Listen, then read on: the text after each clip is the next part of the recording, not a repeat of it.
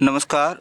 BSc second year की botany की online classes में पिछले वीडियो के अंदर हमने डेवलपमेंट ऑफ एंडोस्पर्म के बारे में पढ़ा था। डेवलपमेंट ऑफ एम्ब्रियोसेक के बारे में पढ़ा था, यानी कि भ्रूणकोश के परिवर्धन या भ्रूणकोश के विकास के बारे में पढ़ा था। जिसके अंतर्गत हमने पढ़ा था कि जो मेगास्पोर होता है उसके अंदर कंटिन्यू है जो 3 माइटोसिस डिवीजन से एक 7 सेलुलर 8 न्यूक्लिएट एम्ब्रियोसेक का डेवलपमेंट होता है।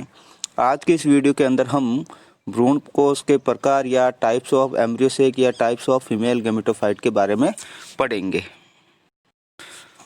तो हम शुरुआत करते हैं टाइप्स ऑफ एम्ब्रियोसेक। तो भारतीय वैज्ञानिक प्रोफेसर पंचानन माहेश्वरी, जिनको फादर ऑफ इंडियन एम्ब्रियोलॉजी भी कहा जाता है, इन्होंने जो भ्रूणकोश को गुरु बीजाणु की संख्या यानी कि मेगास्पोर के नंबर्स, गुरु बीजाणु के केंद्रक में होने वाले विभाजनों की संख्या तथा परिपक्व भ्रूणकोश में केंद्रकों की संख्या और उनकी व्यवस्था के आधार पर भ्रूणकोश को 3 प्रकारों में बांटा।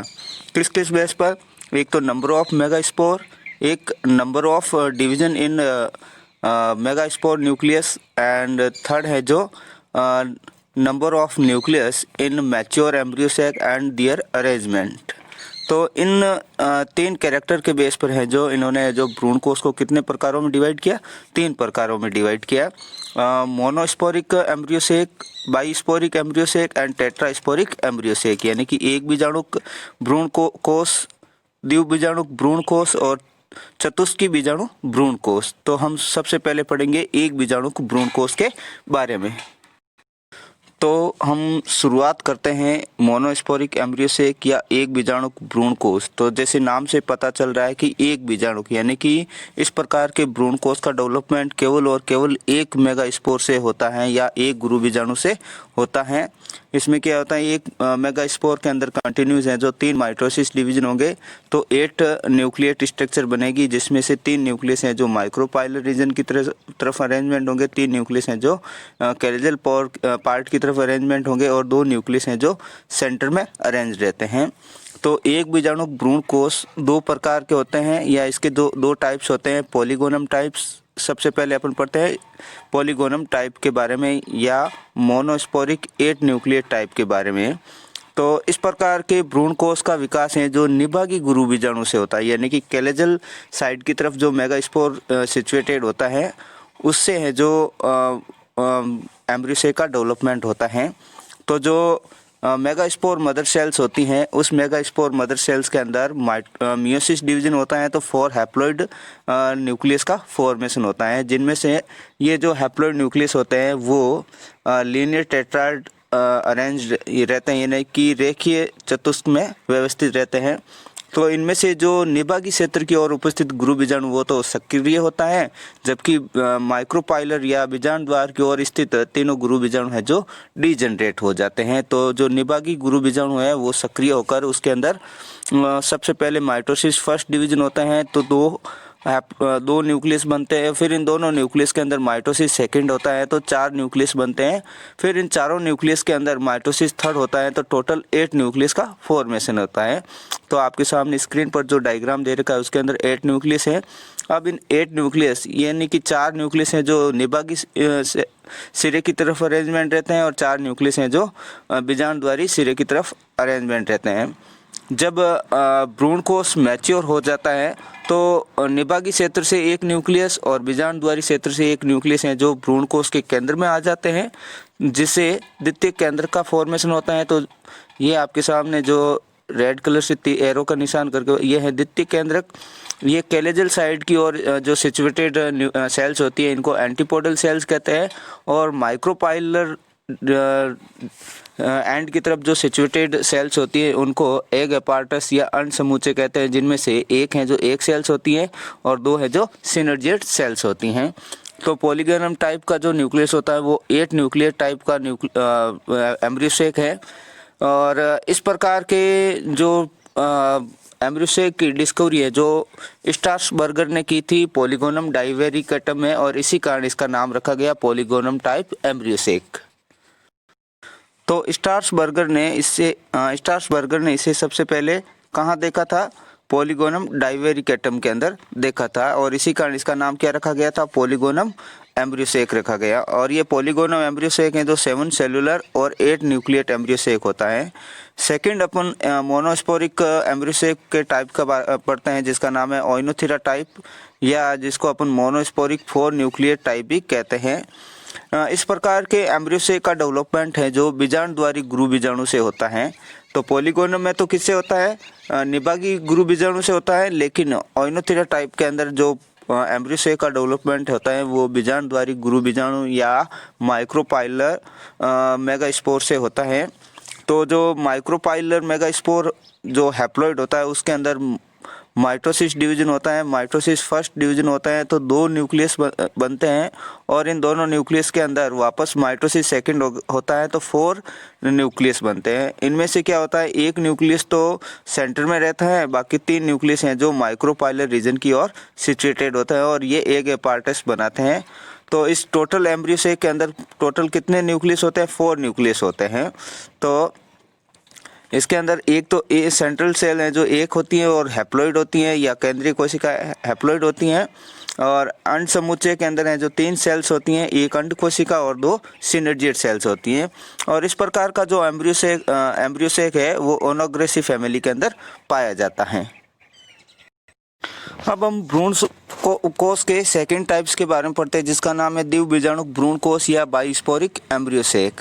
तो इस प्रकार के भ्रूण कोष में भ्रूण कोष का निर्माण है जो 2 गुरु बीजाणुओं या 2 मेगास्पोर से होता है। तो जो माइक्रोस्पोर मदर सेल्स होती हैं या मेगास्पोर मदर सेल्स होती हैं जिसे गुरु बीजाणु मातृ कोशिका भी कहते हैं, वो डिप्लॉइड होती हैं। इसके अंदर मियोसिस फर्स्ट होता है। तो मियोसिस फर्स्ट होता है तो 2 डॉटर सेल्स का फॉर्मेशन होता है, लेकिन इनके बीच में जो सेल वॉल का फॉर्मेशन नहीं होता है। तो इनमें से क्या होता है, एक यानी कि डाइड स्टेज बनती है और डाइड स्टेज के अंदर क्या होता है, एक सेल्स है जो वो क्या हो जाती है, डीजनरेट हो जाती है, लॉस्ट हो जाती हैं, और दूसरी सेल्स के अंदर है जो मियोसिस सेकंड होता है। तो मियोसिस सेकंड्स के दौरान 2 हैप्लॉइड सेल्स का फॉर्मेशन होता है और जिनको अपन बोलते हैं गुरु बीजाणु या मेगास्पोर बोलते हैं। जो सेकंड मियोसिस होता है वो समसूत्री विभाजन के इक्वल होता है। तो इससे कितनी हैप्लॉइड सेल्स बनती है, 2 हैप्लॉइड सेल्स बनती हैं जिनको अपन मेगास्पोर कहते हैं। अब ये जो डाइड स्टेज होती है ये डाइड सेल्स होती है, इसके अंदर माइटोसिस फर्स्ट होता है तो 4 न्यूक्लियस का फॉर्मेशन होता है। इन प्रत्येक न्यूक्लियस के अंदर माइटोसिस सेकंड होता है तो 8 न्यूक्लियस का फॉर्मेशन होता है, जिनमें से 4 न्यूक्लियस हैं जो निभागी सिरे की ओर सिचुएटेड होते हैं और 4 न्यूक्लियस हैं जो माइक्रोपाइलर रीजन की ओर सिचुएटेड होती हैं। तो इनमें से क्या होता है, निभागी सिरे से जो 4 न्यूक्लियस में से एक न्यूक्लियस है जो भ्रूण कोष के केंद्र में आ जाता है। इसी प्रकार बीजाणुद्वारी सिरे से भी एक न्यूक्लियस है जो भ्रूण कोष के सेंटर में आ जाता है और इस तरह से 3+2+3 अरेंजमेंट वाले भ्रूण कोष का डेवलपमेंट होता है। अब द्विबीजाणु भ्रूण कोष भी हैं जो 2 प्रकार के होते हैं। तो जो द्विबीजाणु भ्रूण कोष होते हैं वो 2 प्रकार के होते हैं। तो एक फर्स्ट है जो एलियम टाइप, सेकंड है जो एंडीमियन टाइप होता है। तो सबसे पहले अपन पढ़ते हैं एलियम टाइप के बारे में। तो इस प्रकार के भ्रूण कोष में जो भ्रूण कोष का निर्माण होता है वो कैलेजल साइड वाली द्वक कोशिका से होता है, यानी कि जो मेगास्पोर मदर सेल्स होती है उसके अंदर मियोसिस होता है। तो क्या होता है, जो 4 हैप्लॉइड न्यूक्लियस बनते हैं उनमें जो सेल वॉल का फॉर्मेशन नहीं होता है तो द्वक के रूप में ये सिचुएटेड होते हैं। तो माइक्रोपाइलर रीजन की ओर जो सिचुएटेड द्वक होता है वो डीजनरेट हो जाता है और कैलेजल साइड की ओर जो द्वक होता है उसके अंदर माइटोसिस होता है। तो 4 हैप्लॉइड न्यूक्लियस बनते हैं और इन 4 हैप्लॉइड न्यूक्लियस के अंदर वापस माइटोसिस सेकंड होता है तो 8 हैप्लॉइड न्यूक्लियस बनते हैं और ये 8 हैप्लॉइड न्यूक्लियस हैं जो पॉलीगोनम की तरह अरेंजमेंट होकर 3+2+3 के रूप में प्रेजेंट रहते हैं। इसका सर्वप्रथम अध्ययन है जो स्ट्रासबर्गर ने एलियम फिस्टुलोसम में किया था और इसी कारण इसका नाम रखा गया एलियम टाइप। एम्ब्रियोसेक। तो इसके अंदर भी जो एम्ब्रियोसेक के अंदर जो सेल्स का या न्यूक्लियस का अरेंजमेंट होता है वो कैसा होता है, 3+2+3 अरेंजमेंट होता है। यानी कि 3 जो सेल्स होती हैं जो कैलेजल साइड की ओर सिचुएटेड होती है उनको एंटीपोडल सेल्स बोलते हैं। जो बीजांडद्वारी सिरे की तरफ सिचुएटेड होती हैं उनको एग अपार्टस बोलते हैं, और जो सेंटर में होती है उसको सेकेंडरी न्यूक्लियस या सेकेंडरी सेल्स कहते हैं। अब हम द्विव बीजाणु के सेकंड टाइप्स के बारे में पढ़ते हैं, जिसका नाम है एंडीमियन टाइप एम्ब्रियोसेक। इस प्रकार के भ्रूण कोश का निर्माण या विकास है जो बीजांडद्वारी द्वक से होता है या माइक्रोपाइलर डाइड न्यूक्लियस से होता है या मेगास्पोर से होता है। तो इस प्रकार के एम्ब्रियोसेक की जो डिस्कवरी है वो बेटागिलिया ने 1958 में एंडीमियन हिस्पैनिकस में की थी। इस प्रकार के एम्ब्रियोसेक का डेवलपमेंट कैसे होता है, तो जो मेगास्पोर मदर सेल्स होती हैं वो डिप्लॉइड होती हैं, उसके अंदर मियोसिस होता है, तो 4 हैप्लॉइड न्यूक्लियस का फॉर्मेशन होता है जो द्वक स्टेज में या डाइड स्टेज में सिचुएटेड होते हैं। तो जो कैलेजल साइड की ओर सिचुएटेड डाइड स्टेज होती हैं वो तो डीजनरेट हो जाती है, जबकि माइक्रोपाइलर रीजन की ओर सिचुएटेड जो डाइड होता है या जो द्वक होता है वो एक्टिव होता है और इसके अंदर माइटोसिस होता है। तो माइटोसिस होता है तो 4 हैप्लॉइड न्यूक्लियस बनते हैं, और इन 4 हैप्लॉइड न्यूक्लियस में से 2 हैं जो कैलेजल साइड की तरफ होते हैं और 2 हैं जो माइक्रोपाइलर रीजन की तरफ होते हैं। अब इनमें क्या होता है, माइटोसिस सेकंड होता है। तो माइटोसिस सेकंड होता है तो कैलेजल साइड की तरफ जो 2 न्यूक्लियस थे वो 4 न्यूक्लियस बनाते हैं, और जो बीजांडद्वारी सिरे पर जो 2 न्यूक्लियस होते हैं वो भी क्या करते हैं, 4 न्यूक्लियस बनाते हैं। अब इन दोनों ध्रुवों पर या दोनों सिरों पर सिचुएटेड जो 4 न्यूक्लियस है उनमें से एक एक न्यूक्लियस क्या करता है, सेंटर में आता है। किसके सेंटर में, एम्ब्रियोसेक के सेंटर में। अब क्या होता है कि जो माइक्रोपाइलर और कैलेजल रीजन की तरफ जो 4 न्यूक्लियस होते हैं उनमें से एक एक न्यूक्लियस तो क्या होता है, एम्ब्रियोसेक के सेंटर में आता है। किसके सेंटर में आता है, एम्ब्रियोसेक के सेंटर में आता है।